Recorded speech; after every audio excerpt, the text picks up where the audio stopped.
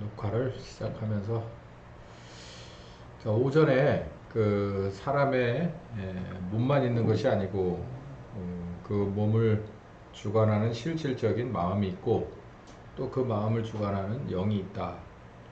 하나님이 사람을 만들 때 진흙을 빚었고 그 진흙을 빚으면서 하나님의 이미지를 거기 넣어 주셨고 그리고 어, 그리고 사람의 그 코에 생기를 불어넣어서 생영을 만들어 주셨다.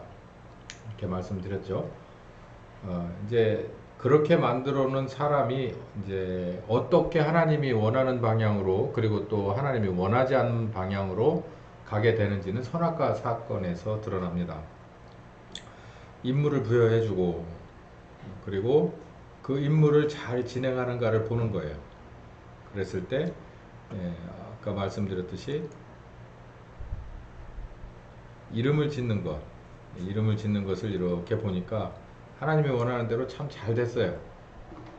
그래서 내친 김에 내가 돕는 배필을 내가 너한테 줄게. 그래서 이제 하와를 붙여주고 이렇게까지 해서 하나님은 이제 그때까지는 이렇게 잘 꾸려 나가면 되겠구나. 그래서 안식에 들어가야 되나 보다. 이렇게 되는데 결국은 사탄이 이걸 그냥 놔두질 않죠. 그래서 사탄이 하나님에게 아주 심대한 그런 피해를 안겨줍니다. 누굴 통해서냐면 하나님이 가장 공들여서 만든 하나님의 이미지를 가지고 있고 하나님의 영을 가지고 있는 사람을 사탄이 중간에서 완전히 가로채버리죠.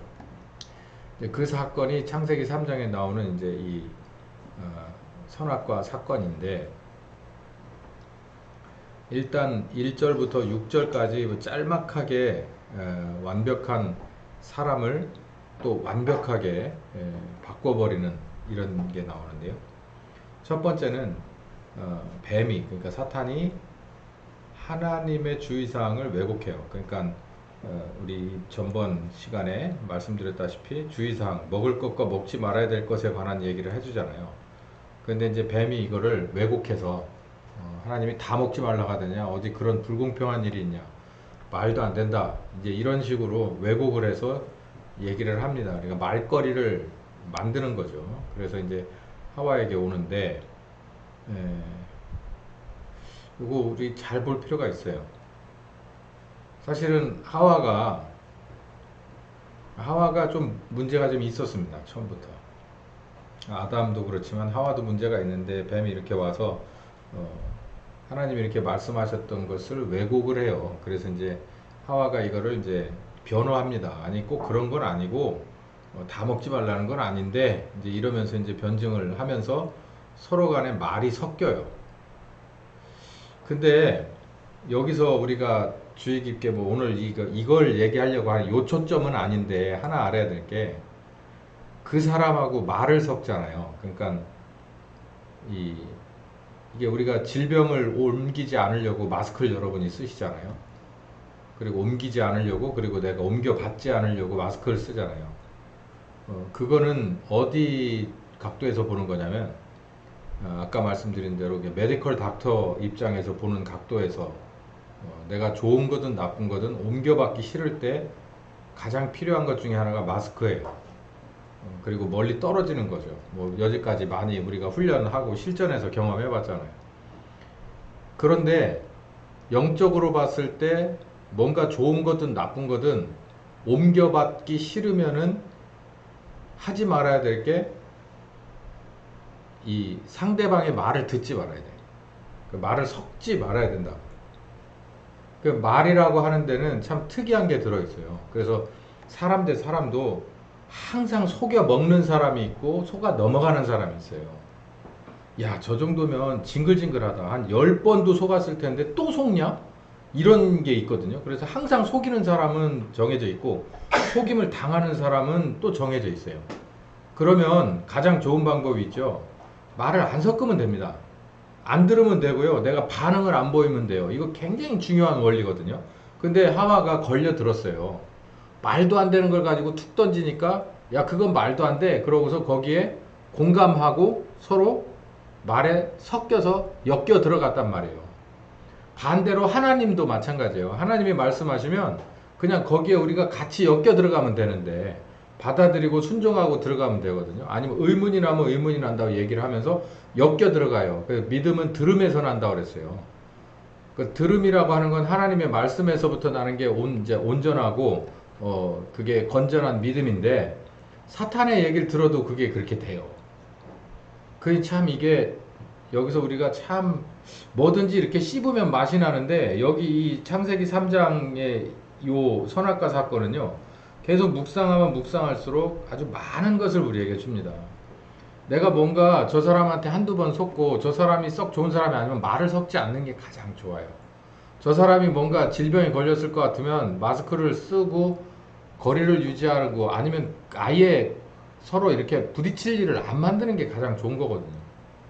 어쩔 수 없으면 마스크를 쓰고 이렇게 거리 유지를 하듯이 이 하와는 사탄을 너무 얕잡아 봤어요. 사탄은 영적인 존재거든요. 제가 언젠가 이 창조의 피라밋을 설명할 때 인물은 영물의 지배를 받게끔 돼 있어요. 들떨어졌단 말이에요. 인물이 영물하고는 상대가 안 돼요. 그러면 사단이 와가지고 얘기하는 게 자기가 가만히 보니까 저 양반 잘못 알고 있네. 그래서 뭔가 바로 잡아주려고 하잖아요. 너만 못해서 그걸 그렇게 얘기하는 줄 알아?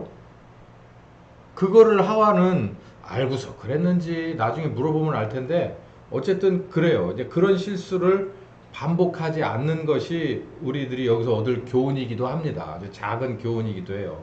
한두 번 당했으면 그거는 상대방의 문제지만 뭐 두 번, 세 번 당하면요. 그거는 본인의 문제예요. 그래서 하와가 변증하고 나섰는데 변증하면 사탄이 할 말이 없을까봐 그러면서 사탄이 이제 더 나가서 아주 깊숙하게 칼을 찔러 넣습니다. 처음에는 뭐 그냥 어영부영이를 하다가 갑자기 급소에다 칼을 훅 집어넣는데 뭐냐면은 하나님의 의도를 완벽하게 왜곡해서 이제는 하와의 그런 이 분별력을 아주 혼탁하게 만들어 버려요. 그 뭐냐면 야, 그거 먹지 말라고 왜 그런 줄 알아? 너 가만히 생각해 봐. 네가 이거 먹어가지고 하나님처럼 되면 하나님 입장에서 싫잖아. 그러니까 먹지 말라 한 거야. 근데 말도 참 이게 결과는 전혀 다른 얘기를 하는데 아주 그럴듯한 얘기를 해요. 그러니까 하나님 입장에서 하와에게 말을 해주는 거예요. 전혀 그렇지 않거든요. 그런데 하와는 이게 아주 깊게 박혔습니다. 그래서 이게 미늘이 박혀가지고 이걸 도대체 빼낼 수가 없는 거예요.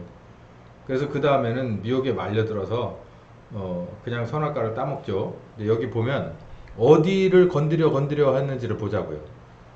이제 뱀이 달라들었어요. 어디에다 달라들었겠어요? 여기 귀에도 들렸겠죠. 그러나 뱀은요 영물이거든요. 영물은 이 몸에 우리 갖고 있는 눈이나 귀에 잘 이렇게 상대 안 합니다. 성령님도 여러분의 그 눈에 이렇게 막 보이게끔 이렇게 막 으흐흐흐 이렇게 안 나타나신다니까요. 주로 말씀하신다고 하잖아요. 근데 말씀은 여기다가 하는 게 아니라 마음에다가 하는 거예요. 그렇기 때문에 뱀도 마찬가지, 사탄도 마음에다 탁 던져주는 거예요. 그 마음, 그죠? 하와가 변증을 해요. 물론 입으로 했지만 마음으로 들은 거는 마음으로 나오게 돼 있어요. 열로 들은 거는 열로 나오죠, 쉽게. 근데 우리는 기도를 할 때 영으로서 기도를 하는 거 이제 더 깊게 나가면 혼란스러우니까 마음으로 받은 건 마음으로 탁 하고 올라오게 돼 있습니다. 예, 그래서 마음에 해당되는 뭔가가 탁 들어왔을 때는 마음으로 탁 나오게 돼 있어요. 그랬더니 사탄이 용케 너 걸렸다 그러고서 다시 한번 탁 던져주는데 그 마음속에 비수를 확 꽂아 넣는 거예요. 더 이상 네가 요거 한번 네가 한번 꽂히고 나면은 너 나한테 완전히 코가 걸린 거야 라고 아주 깊숙하게 민을 박아서 꽂아 넣어버리는 얘기가 바로 4절에서 5절이에요. 너 가만히 생각해봐. 그러면서 푹 갖다 꽂아 놓으면 그게 지워지지를 않는 거예요. 그러니까 애초에 듣질 말았어야지. 그리고 상대를 하지 말았어야 될 건데, 그러니까 예수님이 마태복음 4장에 보면 금식 오래 하시고 나서 세 가지 시험을 받을 때 나중에 뭐라 그래요? 들을 것도 없어요. 그냥 사탄아 물러가라고 한 대 때려버리잖아요. 그리고 모든 것은 다 말씀으로 다 방어를 딱 오잖아요. 그럼 말씀으로 탁 쳐내고 말씀으로 탁 쳐내버리지 그걸 마음속에 심사숙고한 적이 한 번도 없어요. 그리고 세 번째쯤에는 이게 장난치나? 그러고서 확 갖다가 잘라버리잖아요. 사탄아 물러가라라고. 그것처럼 우리도 그걸 이게 여기서 우리가 예수님하고 그러니까 이 첫 번째 아담과 하와와 예수님하고 다른 점을 볼 수가 있죠. 마음에다 대고 얘기를 해요. 그런데 결국은 말려들어서 마음 보세요. 마음으로 옳다고 인정을 하잖아요. 그러면 자연스럽게 뭐가 나오냐면 행동이 나오는 거예요. 그 마음이 그렇게 딱 되니까 쳐다보니까 손이 쫙 나가는 거예요. 그럴 만한 이유가 세 가지가 있어요. 뭐 보암직도 하고 먹음직도 하고 탐스럽더라고요. 그전에는 안 그랬는데. 그러니까 슬그머니 그냥 자연스럽게 몸이 나가는 거죠. 그리고 효과가 나옵니다. 어디 봐요. 사탄은 영에다가 공격한 게 아니에요. 그 마음에 말을 탁 던졌을 뿐이에요. 영물이 마음에 탁 말을 던졌을 때 이게 사탄이 던졌을 때 이걸 중간에 탁 차내버리지 못하면은 그게 결국은 몸까지 해서 죄를 짓고 나서 그 효과가 어디에 나오냐면 전신에 다 퍼집니다. 그래서 영에도 퍼지고 마음에도 퍼지고 몸에도 퍼져요. 그래서 몸에는 일단 눈이 밝아졌죠. 눈이 밝아져서 자기가 벗은 줄을 알아요. 그리고 꾀를 내 가지고 이제 뭐 이렇게 치마라도 엮어 입고 뭐 이렇게 하고 남편하고는 마음으로 멀어집니다. 그리고 영으로는요 하나님하고 단절돼요. 그래서 하나님하고 가까워지는 걸 싫어해서 하나님이 부르니까 저기 가가지고서 숨잖아요. 야 이상한데? 그러고 너 왜 그래? 이렇게 나오잖아요. 창세기 3장 보면 너 혹시 선악과 따먹었냐? 대번에 하나님과 영적으로 단절되고 한 몸 된 사람과 분리돼요. 단절과 분리. 그러면 하나님과 하나 되게끔 만들려고 하나님이 하나님의 영을 착 불어넣어 줬는데 그게 단절됐어요. 어떠한 이유로? 단절되면 그게 누구 거가 되겠어요? 사탄이 와서 탁 채가는 거죠. 하나님 아니면 사탄이에요. 성령 아니시면 악령이 우리를 채가는 거예요. 우리는 우리들 스스로 존재할 수 없습니다. 자, 여기서 하나님이 우리를 어떻게 이제 구원하시는가, 여기서부터는 응용편이거든요. 근데 사실은 이거를 응용해 낼 수 있는 거가 이제 제 목표인데, 한번 이렇게 들어가 보자고요. 봐요. 하나님이 우리들의 몸을, 진흙으로 몸을, 그리고 하나님의 이미지로 우리의 마음을, 그리고 우리들의 몸에 코에 생기를 불어넣어서 생명이 되게끔 하셨어요. 그러니까 몸과 마음과 영을 만드셨죠. 그게 어떻게 순작용을 하고 어떻게 악작용을 하는지를 우리 창세기 3장에서 봤으면은 이제 죄인이 돼버렸잖아요. 하나님과 단절돼 버렸잖아요. 영도 단절되고 마음도 단절되고 몸도 단절돼서 악령의 지배를 받고 그 지배를 받은 그 영의 마음이 그대로 동화되고 그리고 몸도 그대로 범죄하는 이런 상황이 돼버린 단절된 우리를 어떻게 하나님이 하시느냐라는 거예요. 어떻게 구원하실 거냐. 제가 누차 말씀드리지만 가장 쉬운 방법은요. 그냥 다 죽이고 새로 만드는 거예요. 그냥 오염됐으니까 그냥 다 버려버리는 거예요. 쓰레기통에 하나님의 쓰레기통은 불구덩이거든요. 불구덩이다 다 집어 쳐넣어버리고 다시 진흙으로 만드시든 플라스틱으로 만들든 만드시면 되는 거예요. 근데 하나님이 세상을 사랑한 건 거기서부터 우리가 알아야 될 게 재생하게끔 해준다는 거예요. 재생을 해주시는 것이 하나님이 정말 하나님다우신 겁니다. 그래서 우리도 리사이클 하는 것이, 그러니까 재생하는 것이 새로 하는 것보다 더 어려워요. 그게 뭐 돈 남을 것 같으면은 그 새로 뭘로 캐러 다니겠어요. 그냥 그거 가지고 계속 하지. 종이도 재생해서 쓰면은 그 재생한 종이가 원래 품질 나오지 않아요. 어떤 것도 마찬가지예요. 그런데도 그렇게 하는 거는 나름대로 뭔가를 생각해 가면서 하는 거예요. 근데 경제적인 논리에 의해서 전량을 그렇게 할 수 없잖아요. 그러니까 50%는 새거, 50%는 리사이클 이렇게 하는 거잖아요. 근데 하나님은 전량을 리사이클 하는 거예요. 재생의 기회를 주는 거예요. 근데 재생의 기회를 주려면 뭐 우리처럼 그렇게 뭐 재생의 기회는 특히 우리나라 같이 말 잘 듣는 사람들한테는 앞으로 페트병 그거 다 띄시고 꾸겨서 내세요. 안 그러면 범칙금 냅니다. 이런 말도 안 되는 이따위를 정치를 해도 다 말 듣잖아요. 우리 돈 내고 페트병 샀지 공짜로 페트병 받으신 분 있어요? 이런 얘기하면은 목사가 참 거시기하다고 할 테니까. 근데 이치를 따져봐요. 페트병 공짜로 받았어요, 여러분? 물값만 내고 페트병 받았어요? 그 페트병을 판 사람들이 알아서 해야 될 거 아니에요. 그걸 왜 우리가 합니까? 페트병 값을 우리 주든지. 그러니까 이게 이치가 그래요. 그러니까 여러분 중에 누가 페트병 관리하시는 그 총 책임자가 되시면 이런 이치에 입각해서 행정을 좀 하세요. 그러셨으면 좋겠습니다. 이게 바로 잡아가는 거예요. 똑바로. 어쨌든 페트병 얘기하니까 잊어버리잖아. 우리를 어떻게 해서 구원하실까요? 다시 이제 이게 리사이클을 하는데 우리의 영을 그리고 우리의 마음을 몸 이 세 가지를 다 리사이클을 해야 돼요. 자, 그러려면은 대가가 필요합니다. 대가가. 그게 여러분 아시다시피 예수님의 대속이에요. 근데 그거를 들여서 이걸 해요. 그 대가를 치러서 리사이클을 한다. 그렇게 하라고 그러면은 할 사람은 없어요. 도대체 얼마만한 걸 좋은 걸 얻으려고 그걸 리사이클을 하는데 자기 아들을 희생을 시켜가지고서 리사이클을 해요. 그렇게 할 사람 아무도 없습니다. 우리는 제가 누차 강조하지만 우리는 이 조류독감과 구제역 때 하는 그런 걸 볼 때 사람은요 참 잔인하게 이를 데 없어요. 그거 어떻게 하려고 하지 않아요. 그게 최선이라는 거예요. 근데 하나님은 그렇게 생각하지 않았어요. 구제역보다 더 무섭고 이 범죄, 이 죄의 이 문제는 뭐 조류독감하고 상대가 안 됩니다. 100% 이거는 죽어야 해결되는 일이에요.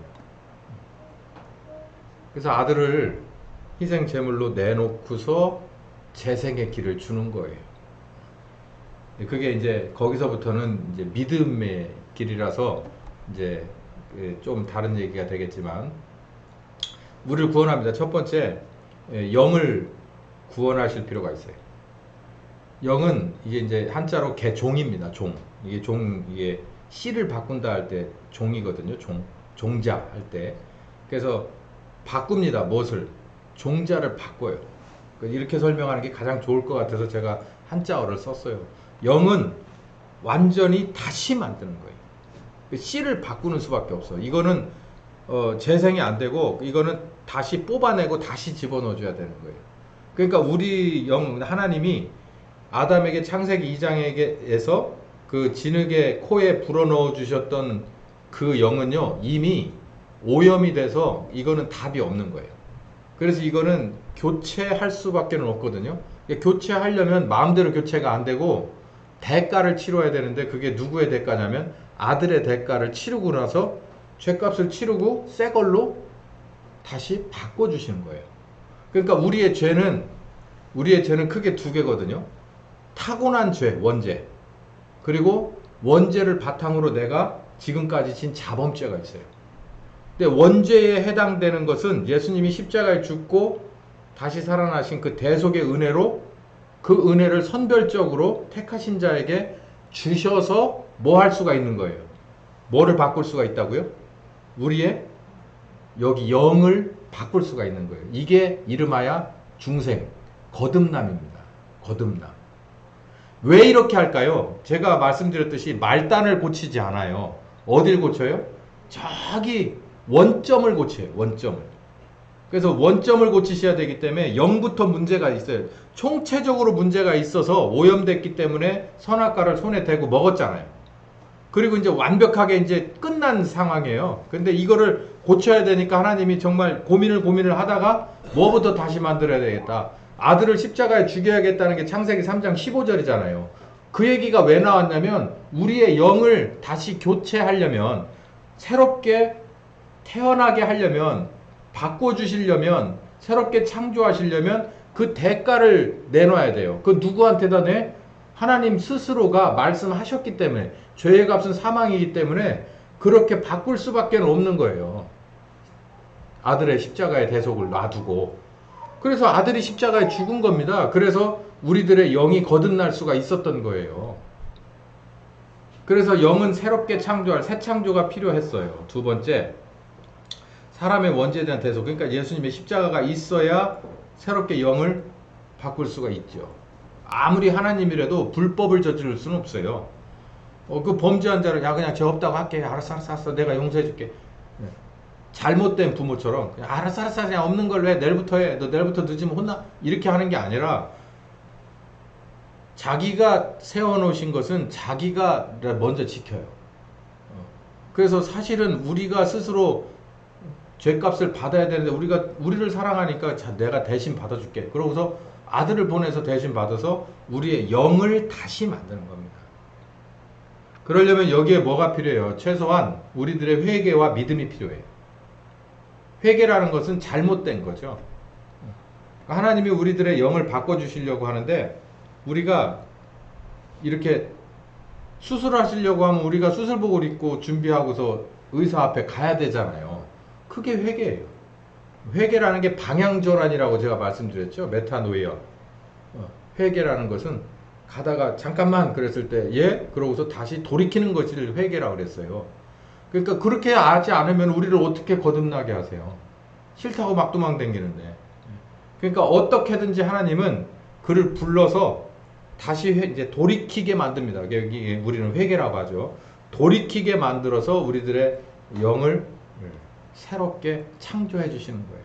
그러니까 영은 뭐 하나님이 절대적인 권한으로 그를 부르시고 그리고 아들의 십자가의 대속을 절대적인 권한으로 은혜를 주셔서 새롭게 바꾸어 주시는 거예요. 자, 그러니까 영은 끝났어요.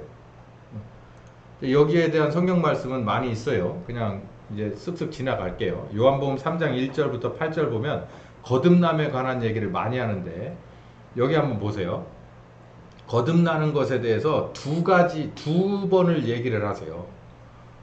저 이거 잘 모르겠어요. 원어가 어떻게 돼 있고 뭐 성서신학을 전공한 사람이 아니라 잘 모르겠는데 그냥 우리에게 주어진 성경을 볼 때 제가 의심나는 게 있어요. 3절에 보면 사람이 거듭나지 않으면 하나님 나라를 볼 수 없다는 거예요. 거듭나야 하나님의 나라를 본다는 겁니다. 그냥은 안 보인다는 거예요. 그리고 두 번째, 여기 5절에 보면 사람이 물과 성령으로 나지 않으면 하나님 나라에 들어갈 수 없다는 거예요. 그러니까 하나님을 보려고 나는 거듭남이 있고 그리고 하나님 나라를 들어가려고서 나는 거듭남이 조금 다르다는 얘기예요. 요거를 뭐 집중해서 드릴 말씀은 아직은 아니라서 그냥 하는데 어쨌든 이 거듭남이라는 게 중요하다. 뭐가? 영의 거듭남이 중요하다라는 것을 알아두세요. 그리고 베드로전서 3장 16절에는 거듭남이라는 것을 좀 더 자세하게 설명을 했거든요. 거듭나는 것은 영이 거듭나는 건데 요한복음 3장에 의하면 영이 거듭나는 건데 그걸 베드로는 또 어떻게 설명을 했냐면 영이 거듭난다니까 영은 실체가 없잖아요. 제가 아무리 영을 증명을 하려고 했어도 여러분은 이게 손에 잡듯이 이해할 수가 없단 말이에요. 마음을 지배하는 그리고 하나님과 연결되고 내 마음을 지배하는 그 통로다라고 하는 게 영인데 하나님이 주신 거다라고 얘기를 하는데 우리들에게 뭐라고 그러냐면은 선한 양심이 하나님을 향해서 돌아갈 수 있는 새로운 기회를 얻는 것이 바로 물침례, 회개로 인한 거듭남이다라고 얘기를 하고 있어요. 이렇게 베드로는 이런 식으로 얘기를 해놨고, 네. 그래서 영이 거듭나는 것은 예수님의 십자가에 죽고 부활하신 공로와 효과를 아버지 하나님이 선택된 자에게 부르셔서 공짜로 주시는 은혜다. 그러니까 회개한 자에게 부르셔서 회개하고 돌아온 자에게 공짜로 주시는 은혜다. 그게 바로 거듭난, 영이 거듭나는 거다. 자, 이제 영은 끝났어요. 전적으로 하나님의 은혜입니다. 두 번째는 이제 마음인데, 마음은 개조예요. 개조. 개조는 있는 것을 그대로 이렇게 유지하면서 특정한 부분을 내가 원하는 대로 바꾸는 것을 개조라고 합니다. 그러니까 영은 보이지 않아서 그렇지 새 걸로 바뀐 거예요. 거듭난 사람은. 근데 마음도 안 보이는 거거든요. 근데 마음은 전체적으로 싹 바꿔버리는 것은 아니에요. 그러니까 뜯어내고 다시 집어넣는 건 아니고 그 상태를 그대로 유지한 채로 쓸만한 건 놔두고 이건 안 되겠다 싶은 거는 고치는 거예요. 그게 이제 개조라고 이제 그래서 제가 설명을 드리는데 어떻게 하느냐면은 아까 여기 보시면 물과 성령으로 난다는 거가 있잖아요. 이게 이제 마음에 해당되는 부분입니다, 사실. 근데 여기 보면 물이라고 하는 것은 말씀이고요. 베드로가 말했듯이 물은 말씀입니다. 그리고 이제 성령께서는 보혜사 성령으로 오셔서 이제 예수님을 증거해 주시는 그 성령님을 말하는데, 말씀과 성령님이 오셔서 이 마음을 개조하는 거예요. 마음을 다시 뜯어 고치는 거예요. 어떻게 하냐면, 이렇게, 이게 우리 인테리어가 이렇게 되어 있는데, 예를 들어서 어느 부분이 좀 고쳐야 될 부분이 있어요. 그러면 목수가, 총책임자 목수가, 대부분 목수가 요 허리에다가 뭘 차고 다녀요? 자를 들고 다녀요. 자를 들고 다니면서, 도면하고 자를 딱 들고 다니면서 재봅니다. 이게 반듯한지 기울어졌는지 다 측정을 해봐요. 그러면서 이거는 주인이 내놓은 설계도를 딱 갖다 들이대놓고서, 이 벽은 이렇게 잘못됐다, 그러니 이런 식으로 고쳐야겠다라고 재보고서 거기에서 얘기를 해주면, 그거를 업자들이 가서 이제 그게 맞게끔 뜯어내고 바로 잡을 거 바로 잡아서 새롭게 붙일 거 붙여서 그 부분을 도면대로 완성을 하는 거잖아요. 그것도 똑같아요. 성령님이 뭘 가지고 들이대냐면 말씀을 가지고 들이대는 거예요. 너 이거 잘못됐어 라고 얘기해. 그리고 흔히 뭐 쓴뿌리라고도 얘기할 수 있는데, 깊이 박힌 것도 다 가지고 와요. 뭐가 문제인지를 가지고 와서 거기에 해당하는 말씀을 다 줍니다. 누가요? 성령께서 오셔서. 그래서 아들을 조명해 주시면서 너 이 부분은 잘못됐다라고 가르쳐 줘요.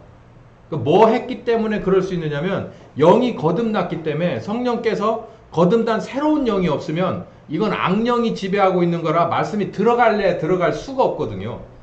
근데 거듭난 사람에게 성령께서 오셔가지고 그 거듭난 새로운 영을 통로로 해서 우리 마음속에 뭘로 오냐면 말씀으로 온단 말이에요. 마치 하와가 새로운 하나님께 새 걸로 창조함을 받은 그 영에 뭐가 슬그머니 겨들었다고요? 똑똑똑 두드리니까 마음을 활짝 열어줬어요. 누가? 하와가. 그래서 뭘로 들어왔어요? 사탄도 말씀으로 들어왔다고요. 영의 말씀으로 들어왔어요. 그러니까 여러분에게, 사실은 제가 이거는 이론 설교고 중연불 내듯이 하는 이런 얘기예요. 이게 지금 말로 하는 얘기는. 진짜로는 어떻게 들어와야 되냐면, 거듭난 여러분의 영으로 뭐가 들어왔냐면은 말씀이, 성령님의 말씀이 이렇게 들어와 갖고 여러분의 마음에 쫙 깔려야 되는 거예요. 그게 옥토에 뿌려진 씨앗입니다. 그게 30배, 60배, 100배의 결실을 맺는 거예요. 그렇지 않은 제 얘기는 그저 율법 선생님일 뿐이죠. 그래도 하는 거예요. 네, 그래도 제 일이 이거기 때문에. 그러니까 그 새로운 영으로 성령님께서 말씀으로 오셔서 그 사람의 마음에 쫙 깔아요. 그러면은 이제 그 안에서 이제 굽어진 거는 바로 잡혀야 되고, 기울어진 거는 뜯어지고 붙여지고 하는 그런 작업이 필요해요. 그때 주신 말씀이 마태복음 16장 24절이에요. 누구든지 나를 따라오려거든 너를 부인해라. 뭘 부인해? 뭐가 왔을 때? 히브리서에 말했죠. 주의 음성을 듣거든 뭐 하지 마라. 강팍하게 하지 마라. 그 얘기예요. 우리가 거듭난 사람은요, 거듭난 사람은 반드시 성령께서 그 속에 말씀하게 되어 있습니다. 예수님을 증거해요. 그래서 너 봐라, 이거 잘못됐지 않냐? 라고 얘기해 준다니까요. 그러면은 나를 부인하고, 그 말씀 앞에 정직하게 나를 부인하고 잘못된 점을 깨닫고 그 잘못된 것을 고쳐나가면은 돼요. 그러면 새롭게 바뀌어요. 뭐가요? 이 마음이 바뀌어 나가는 겁니다. 그래서 넓어지고 깊어지는 거예요. 누구처럼? 하나님처럼. 그렇게 바뀌어져 나가는 거예요. 그래서 마음은 그렇게 바뀝니다. 그래서 성령께서 동행하고 해결하고 승리하고 경험하게 해줘서 우리의 편협된 마음을, 우리 위주의, 사람 위주의, 나 위주의 편협된 마음을 예수님의 그 십자가에 순종하신 그걸 배워가면서 자꾸 넓어지고 깊어져서 이제는 누구하고 친구 먹어요. 예수님하고 친구 먹을 정도가 돼가는 거예요. 어디서? 영을 통해서 우리들의 마음속에서 작업을 그렇게 하시는 거예요. 그래서 여기 이제 과정을, 하나님의 말씀이 내 새 영을 통해서 내 마음속으로 들어옵니다. 말씀이. 영을 통해서 말씀이 내 마음속에 들어와요. 그러면 그 마음이 싸워요. 뭐하고 싸워? 그 로마서 7장에 보면은 하나님이 주시는 하나님의 말씀이 여기 마음이 여기 있다고 치고 마음에 싹 들어와서 대기를 하고 있어요. 뭐 하라고? 몸 보고 복종을 하라고. 그 말씀에 복종을 하라고. 그러면은 가만히 있겠어요? 이 몸에서 슬그머니 뭔가가 하나 기어 올라옵니다. 기어 올라와서 그걸 하지 말아야 될 이유를 100가지도 더 줘요. 그러면 선택은 누가 하는 거예요? 내가 하는 거잖아요. 내가. 뭘 따라갈지를 내가 결정을 하는 거잖아요. 근데 사람은 팔이 어디로 굽어요? 안으로 굽는 거예요. 그러니까 뭐의 말을 듣게 돼 있어요? 내 육체의 말을 듣게 돼 있죠. 그 육체는 가끔 가다가요 협박을 합니다. 너 이러다 뭐 할 수 있어? 죽을 수 있어? 이렇게 얘기를 해요. 그러면은 모든 게 다 해결되는 거예요. 죽으면 안 되지. 죽으면 끝나지. 제가 그래서 이 사람이 세 가지가 있다는 걸 알려드리는 거예요. 사람이 몸만 있다고 알면은 죽으면 끝나는 거니까 모든 게 다 그 앞에서 복종할 수밖에 없는 거예요. 그 히브리서에 나오잖아요. 죄의 종노릇해요. 그것도 거짓말이에요. 협박으로. 죽는 거는 누가 할 수 없어요? 사탄이 우리에게 할 수 없어요. 죽는 건 영과 몸이 분리되는 거라고 그랬잖아요. 근데 이 영은 누가 주셨냐고요? 하나님이 주셨어요. 죄인이든 뭐든 영은 사탄이 건드릴 수가 없어요. 그걸 자기가 회수해 갈 수가 없다고요. 주인이 아닌데 어떻게 회수를 해가요? 그러니까 하나님이 네 영을 내가 오늘 찾으면 그게 내 오늘 끝나는 날이에요. 그 끝나기 전까지는 회수하기 전까지는 끝날 수가 없는 거예요. 그렇다고 뭐 회수를 끝까지 아니요 반드시 해결해 갈 수 오늘 저녁 때 가져갈 수도 있는 거예요. 그건 누구도 모르는 거죠. 그러니까 하나님 앞에 있다라는 것을 알고 그래서 몸에 너 이러다가 죽을 수 있어? 하나님이 데려가셔야 된다면은 가는 거겠지. 이렇게 받아들여야지 그 협박이 하나님의 협박은 아니다라는 거죠. 그 협박을 할 만한 그러니까 거짓말이라는 거예요. 너 이러다가 죽을 수도 있어. 누가복음에 보면 부자 땅 부자 저기한테다 한 건 누구 협박입니까? 그건 하나님의 협박이 맞아요. 근데 나머지는 너 이러다가 배고파 죽을 수 있어. 떡으로 만들어 먹으라는 게 그런 거예요. 너 이러다가 네 사업 안 될 수도 있어. 망할 수도 있어. 이거는요 그렇지 않아요. 망할 수 있긴 있어요. 그러나 죽지는 않아요. 그거는 협박이란 말이에요. 그렇게 할 수 있는 권한이 있는지 없는지를 가만히 따져봐야 된단 말이에요. 근데 대부분 사람은 내가 몸밖에 없다라고 생각할 때 네 사업 이러다 망할 수 있어. 뭐하고 연결됐냐면 내가 잘하면 이러다가 배고파 죽을 수 있어. 어쩌면 쪽팔려 죽을 수도 있어. 이러니까는 거기에다가 순종하고 달라드는 거죠. 복종하고. 그렇게 하면 안 되는 거예요. 여기 가만히 보면 말씀이 들어오면은 내 육체에서 뭔가가 올라와요. 그러면 이게 싸워. 근데 바울은 뭐라고 말하냐면 가만 놔두면 100% 어떻게 된다? 내가 누구 편을 들게 된다? 육체 편을 들게 돼요. 이거 쉽게 이겨먹지 못해요. 우리 눈꺼풀도 제대로 못하는 분들이 여기 잔뜩 있어요. 지금 이게. 예? 눈꺼풀이 제일 무겁죠? 예. 그거 어떻게 조절이 안 돼. 그것도 못 이겨먹는데 무슨 뭘 이겨먹겠어요. 하나님의 말씀? 하나님의 말씀하고 내 눈꺼풀하고 나는 눈꺼풀도 못 이겨먹는데 바울도 그거 아는 거예요. 그래서 뭐라 그래요? 이거 몸을 입고 있는 한 내가 하나님의 말씀을 따라갈 수는 없을 것 같다. 그러니 차라리 뭐 하는 게 좋겠다. 빨리 죽어버렸으면 좋겠다. 이렇게 생각을 해요. 그러자 이제 또 해법이 로마서 8장에 나오죠. 여기 로마서 7장에 제가 지금까지 한 얘기가 여기 있습니다. 내 속사람으로는 하나님의 법을 즐거워합니다. 그러나 내 지체 속, 내 몸속이죠. 내 몸속에서는 죄의 법을 즐거워합니다. 둘이 싸우면 결국은 하나님의 법이 이기는 게 아니라 죄의 법이 이깁니다. 그러니까 몸이 내 마음을 이긴다는 거죠. 이게 맞습니까? 순서가? 아니죠. 뭐가 이겨야 돼요? 마음이 몸을 이겨야 되죠. 그러니까 마음을 하나님이 주관을 하고 있는데 하나님이 주관한 마음이 뭐가 안 돼요?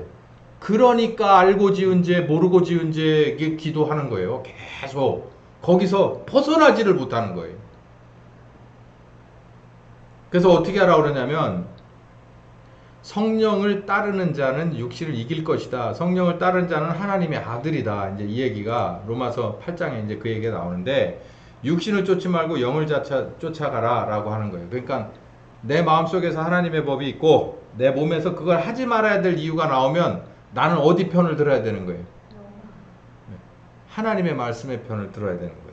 내 마음속에 있는 하나님의 말씀의 편을 들어야 돼요. 육신은요, 눈에 보이는 필요를 줍니다. 너 이러면 배고프잖아.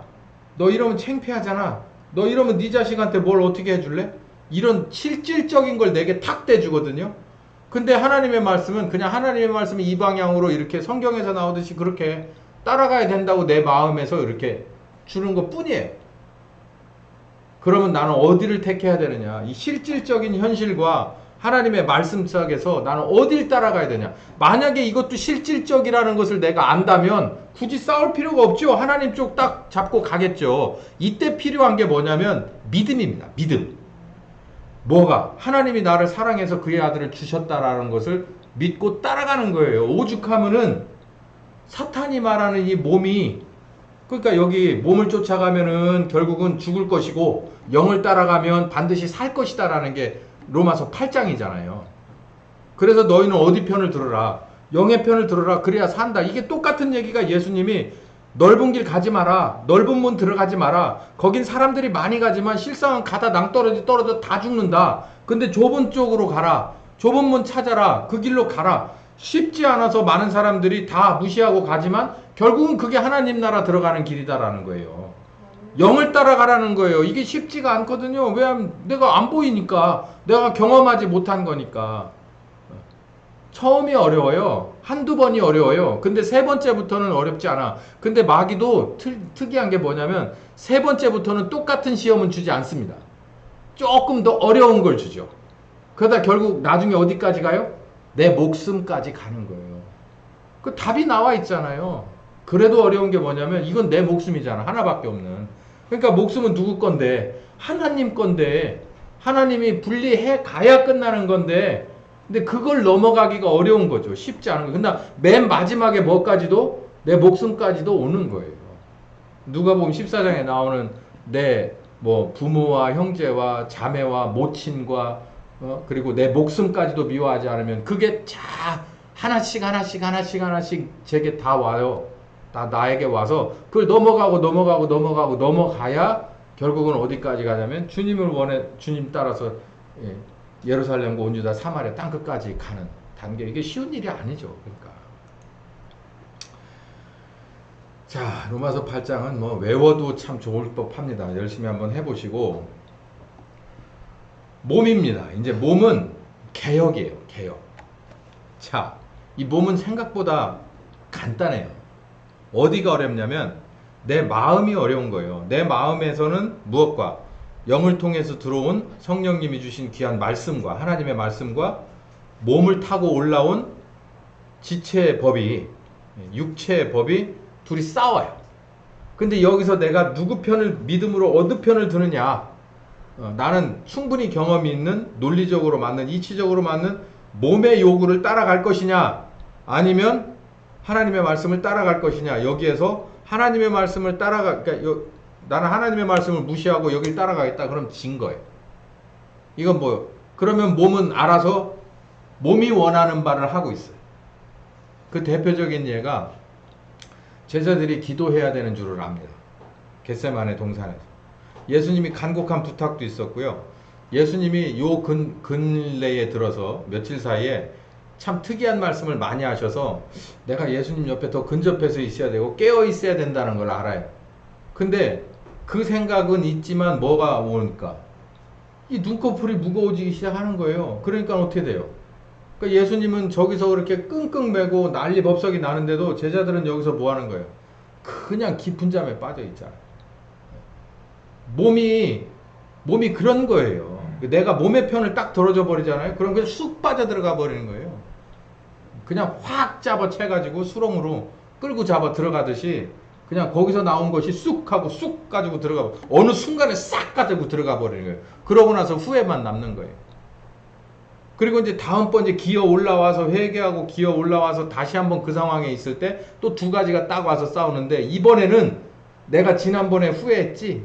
아주 뼈저리게 후회했지? 그러고서 이걸 탁 잘라버리고 이걸 믿음으로 탁 잡잖아요. 그러면은 또 생각보다 얘기가 쉬워져요. 그러면은 얘는 슬그머니 내려갑니다. 육체에서 올라왔던 내 욕구는 슬그머니 내려가고요. 내가 하나님의 성령님의 주신 말씀을 내가 믿음으로 탁 잡았잖아요. 그러면은 바로 뭐가 내려가냐면 성령께서 어디로 내려가냐면 우리 몸으로 내려가 버리는 거예요. 그 말씀이 내 마음에서 계류돼 있다가 정체돼 있다가 그냥 그대로 어디로 쏟아져 내려가냐면 내 몸으로 확 쏟아져 내려가 버리는 거예요. 그러면은 내가 이 말씀이 내 몸으로 쏟아져 내려올 때 그때 내가 그걸 거부할 수가 없어요. 몸은 그렇게 단순한 거예요. 말씀이 내 마음에서 내가 같이 이 믿음으로 화합해서 그 성령님의 주신 말씀을 탁 잡을 때 그게 몸으로 그냥 순식간에 밀고 내려와 버려요. 그래서 하나님이 원하시는 그 행동을 내가 한단 말이에요. 근데 이게 뭐냐면 왔다 갔다 하는 게 이게 문제예요. 조석으로 바뀌어. 부흥집회 갔다 와가지고선 막 목사가 막 목사다워. 목사다워. 근데 이거 뭐 한 3일 지나면 집사도 마찬가지, 장로도 마찬가지예요. 한 3일 지나면 슬그머니 되다가 다음 주일 때쯤 되면 이제 언제 집회 갔다 왔냐는 듯이 목사는 그냥 옛날 목사로 바뀌고 또 집사는 그냥 집만 사는 사람으로 바뀌고 이렇게 바뀐단 말이에요. 쓱 내려오는 게 그게 문제예요.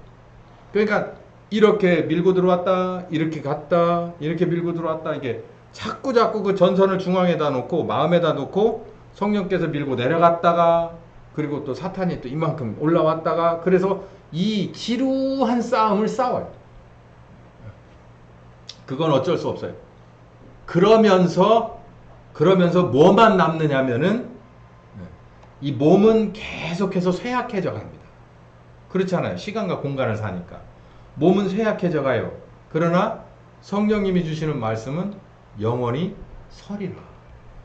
내 속에 와서 증명된 예수의 사랑은 예수의 순종은 하나님의 아들의 인격은 그건 없어지지 않아요.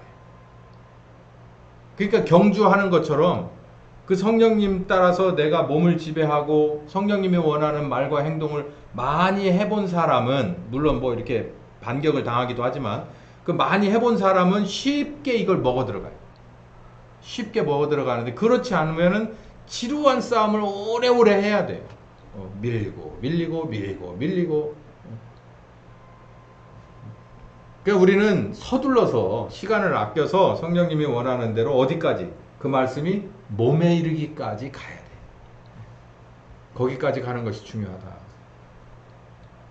히브리서 9장 11절에서 15절에 보면 예수님의 피는 어디까지 우리들의 양심을 살릴 뿐만 아니라 우리들의 몸과 행동까지도 하나님을 섬길 만한 하나님의 자녀답게 만드실 만한 효과가 분명히 있다. 이렇게 얘기를 해요. 그러니까 우리는 거기까지 그 말씀이 어디까지 내려오게 영을 통해서 마음을 넘어서 내 몸에까지 오게끔 해야 된다라는 것이 정확한 말씀의 지적입니다. 요한복음 8장 3절에서 4절까지 읽고 마치겠습니다. 율법이 육신으로 말미암아 연약하여 할 수 없는 그것을 하나님은 하신다. 곧 죄를 인하여 자기 아들을 죄 있는 육신의 모양으로 보내어 육신의 죄를 정하사 육신을 쫓지 않고 영을 쫓아 행하는 우리에게 율법의 요구가 이루어지게 하려 하신 것이다. 육신을 쫓는 자는 육신의 일을 생각한다. 영을 쫓는 자는 영의 일을 생각하게 된다. 육신의 생각은 사망이다. 영의 생각은 생명과 평안이다. 육신의 생각은 하나님과 원수가 된다.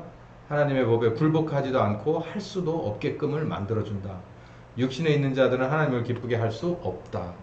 그래서 예수 그리스도의 십자가에 죽으신 공로와 효과로 거듭나서 성령께서 오셔서 우리에게 주시는 말씀으로 내가 거기에 아멘하고 합세해서 내가 그분과 함께 나를 부인하고 내 십자가를 짐으로 인해서 그 말씀이 어디까지 들어오게 내 몸에까지 들어오게 하는 것이 바로 아버지의 뜻대로 되는 것이다.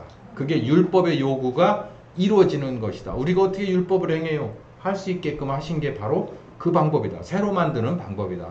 개종, 개조, 개혁하시는 바로 그게 하나님의 방법이다. 그러니 반드시 우리는 이 일을 뭐 하기 전에 우리 죽기 전에 해야 된다. 죽기 전에 해야 되고 단 하루라도 주를 위해서 일을 해야 하나님 나라 가서 할 얘기가 있을 거 아니냐라는 말씀이죠. 자, 오늘 사람에 대해서 우리 공부했습니다. 사람은 눈에 보이는 이 육체만 있는 것이 아니고 육체는 하나님이 진흙으로 만드셨는데 이 진흙으로 빚으실 때 이 안에다 어떤 뼈대를 넣고 만들었냐면 하나님의 이미지, 하나님의 양심을, 하나님의 속성을 이 안에 넣어서 우리를 빚으셨을 뿐만 아니라 여기에 생명을 넣어주는, 그러니까 생명이라는 건 심장이 빨딱빨딱 뛰고 이 머리가 막 돌아가 신경체계 돌아가는 건 넘어서 영이, 하나님의 영이 우리에게 오셔서 하나님과 교통할 수 있는 랜카드라고 그랬어요. 그게 우리에게 들어와야 그게 생명이 유지되는 거고, 그게 빠져나가면 그냥 우리는 어디로? 그냥 진흙으로 돌아가는 거라고 제가 말씀드렸습니다.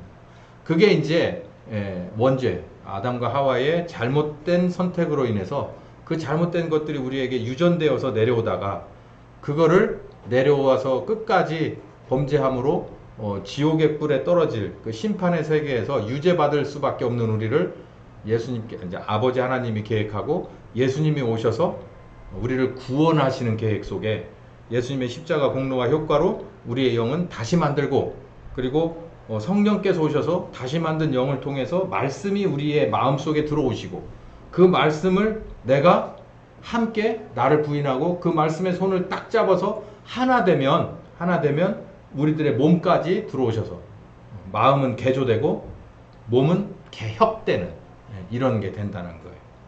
예를 들어 볼까요? 모든 문제는 바로 이 개종과 개조 개혁에 있습니다. 하나님의 손에 달린 거예요. 모든 게 다 그렇습니다. 거기다 뭐 어떤 거든지 다 상관없어요. 내가 어떤 거든지 끊으려고 노력을 하는 것은 그건 무모한 짓입니다. 그리고 그거는 잠깐은 할 수 있어요. 근데 하나님이 우리를 거듭나게 하시고 그리고 말씀을 주셔서 그 말씀이 내 마음속에 와서 씨름하고 고민하고 엎치락뒤치락 하다가 이 말씀이 어디까지 내려가면 우리의 몸까지 내려가잖아요. 그러면은 그 효과가 나요. 선악과를 따먹은 효과가 영과 마음과 몸에 다 골고루 나타났다고 말씀드렸잖아요. 말씀이 우리들의 몸까지 내려가면 영은 하나님과 이미 하나가 된 거고, 그리고 마음은 누구의 마음이? 하나님의 마음이. 그리고 몸도 하나님의 자녀다운 인격이 바뀌는 거예요. 그러니까 그 상황에서 뭐가 존재할 수 없어요? 옛사람이 존재할 수 없는 거예요. 그게 로마서 6장에 나오는 옛사람이거든요. 옛사람은 십자가에 못 박혀 죽는다고 그랬어요. 그러니까 우리들이 옛사람일 때 가졌던 것은 어떻게 해서 없애버릴 수 있다? 새사람 된 영으로 귀한 말씀을 통해서 그 말씀이 어디까지 내려오게? 몸에까지 내려오게 하면 우리의 옛사람은 뭐한다? 자연간 소멸될 수밖에는 없다. 봐라, 새거 잤냐? 이 말씀이 맞죠? 기도하겠습니다. 감사하신 주님, 우리의 죄 문제가 정말 이렇게까지 깊게 박힌 문제인 줄 몰랐고, 우리들이 이렇게 복잡하게 정말 하나님스럽게 만들어 놓으신 줄도 몰랐고, 우리를 구원하실 계획이 바로 예수님을 십자가에 죽이시는 그것도 문제지만 또 그 뒤에 것도 개종하고 개조하고 개혁하시는 성령님의 일도 정말 보통 일이 아니라는 것을 깨닫습니다. 우리가 그럴 만한, 그런 은혜를 입을 만한 자격이 있는지를 돌아볼 때 참 부끄럽기 짝이 없습니다. 주님, 이런 거룩하신 계획을, 전 우주적인 계획을 아들을 십자가에 대속의 희생물로 주시면서 삼으셨는데 바로 이러한 일들로 우리는 수혜를 입었고 이만큼 변했고, 또 어쩌면 주님 앞에 나의 모든 것을 드려 성령님과 이제는 파트너십을 나누고 바로 이 귀한 이 추수의 사업, 이 복음 전함의 사업, 이 구원의 사업을 같이 할 수 있는 기회를 얻는다면 얼마나 영광스러운 일이겠습니까? 그 무엇보다도 영광스럽고 아깝지 않은 나의 삶이 될 것입니다. 주님, 우리 한 사람 한 사람 영과 마음과 몸이 모두 주님의 것으로 새롭게 되어서 또 주님 앞에 다 드려서 이 모든 것이 다 하나님 앞에 협력하여 선을 이루고 주님의 계획하는데 땅에 다 이루어짐과 동시에 우리 주님의 증인이 될 수 있는 우리까지도 되기를 바랍니다. 함께하여 주시옵소서. 예수님의 이름으로 기도했습니다. 아멘. 자, 오늘 1, 2부 말씀 여기까지 다 하겠습니다.